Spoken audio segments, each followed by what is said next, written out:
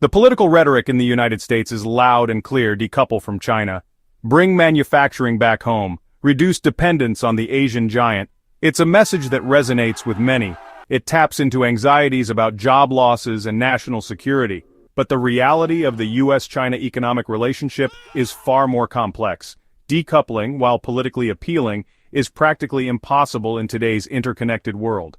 American businesses, the very entities politicians claim to protect, are deeply integrated into China's economy. The idea of simply packing up and returning to American shores ignores the intricate web of supply chains, cost structures, and market realities that have been decades in the making. This essay will delve into the compelling reasons why the United States cannot easily quit China.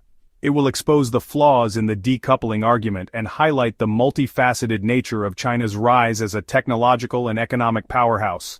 The goal is not to downplay legitimate concerns but to ground the discussion in facts. Only then can we move beyond simplistic solutions and towards a more nuanced and productive approach to the US-China relationship. One of the main arguments for decoupling is that it would bring manufacturing jobs back to the United States. However, this ignores the significant cost differences between the two countries. Labor costs in China remain significantly lower than in the US. This is not just about wages, it's about the entire ecosystem. China has spent decades building specialized industrial clusters. These clusters benefit from economies of scale, readily available skilled labor, and efficient logistics. Replicating this in the US would require massive investment and years, if not decades of effort. Then there's the issue of global supply chains. Products today are often the result of components sourced from multiple countries. China sits at the heart of many of these chains, especially in sectors like electronics and consumer goods. Untangling these chains would be immensely disruptive and costly for American businesses. Simply put, the cost of bringing it back home is far higher than many realize. It's not just about creating jobs, it's about remaining competitive in a globalized economy. China's economic transformation over the past few decades has been nothing short of remarkable.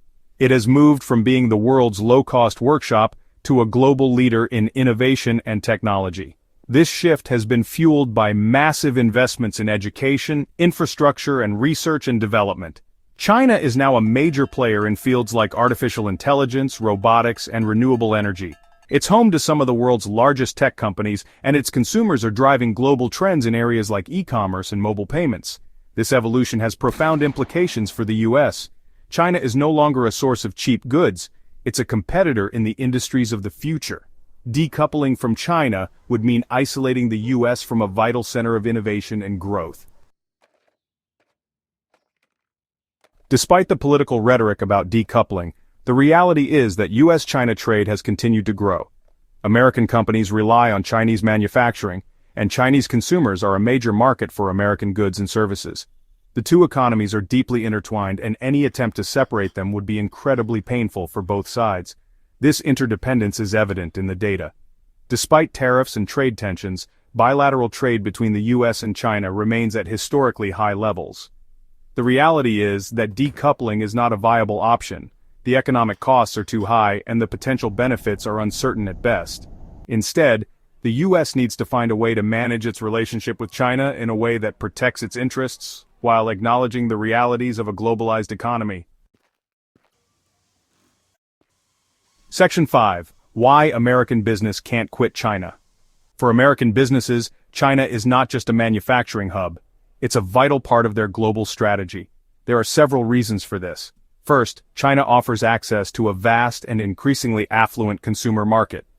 With a growing middle class larger than the entire population of the United States, China represents a lucrative market for American companies across various sectors. Second, China has a highly skilled and readily available workforce, particularly in sectors like technology and manufacturing. This is coupled with efficient infrastructure, including state-of-the-art factories, automated ports, and a vast network of suppliers. Finally, China has made significant strides in research and development, particularly in areas like artificial intelligence and renewable energy. This makes it an attractive location for American companies looking to innovate and stay ahead of the curve.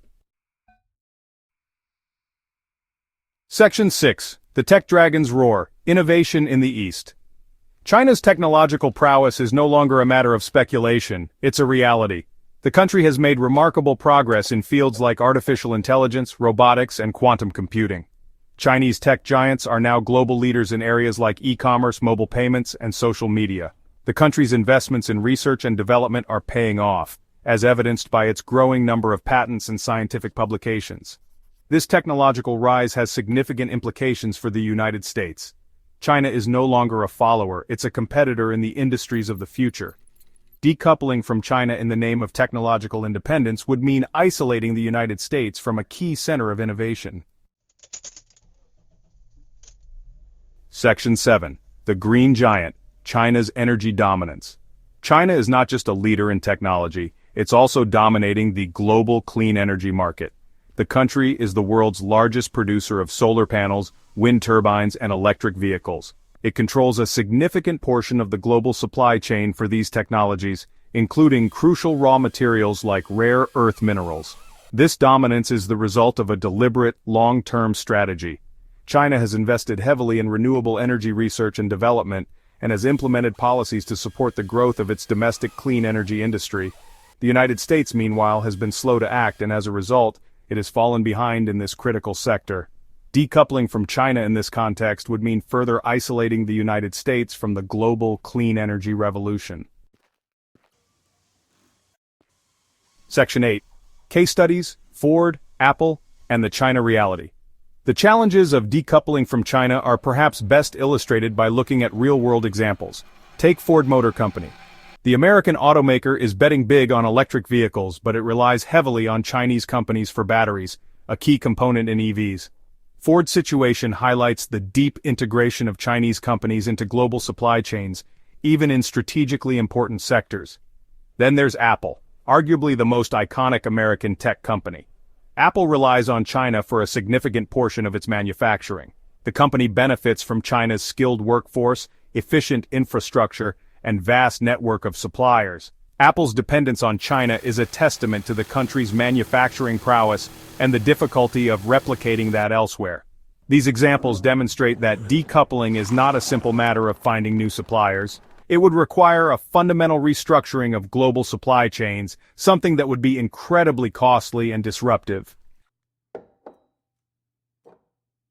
Section 9. The Infrastructure Imperative Ports, Trains, and the New Silk Road. China's economic rise has been supported by massive investments in infrastructure. The country boasts state-of-the-art ports, high-speed rail lines, and modern airports. This infrastructure is not only efficient, it's also designed to facilitate trade and connect China to the rest of the world. The Belt and Road Initiative, China's ambitious global infrastructure development project, is a testament to this vision. The initiative aims to connect China to Southeast Asia, Central Asia, Africa, and Europe through a network of roads, railways, pipelines, and ports. This infrastructure build-out is giving China a significant advantage in global trade. It's also strengthening its economic ties with countries around the world, making decoupling from China even more challenging. Section 10. The Tariff Trap, How Protectionism Backfired. In an attempt to reduce its reliance on China and protect American jobs, the Trump administration imposed tariffs on billions of dollars worth of Chinese goods. However, these tariffs largely backfired. Instead of bringing manufacturing back to the U.S., they raised costs for American businesses and consumers. Many companies simply absorbed the higher costs, while others passed them on to consumers in the form of higher prices.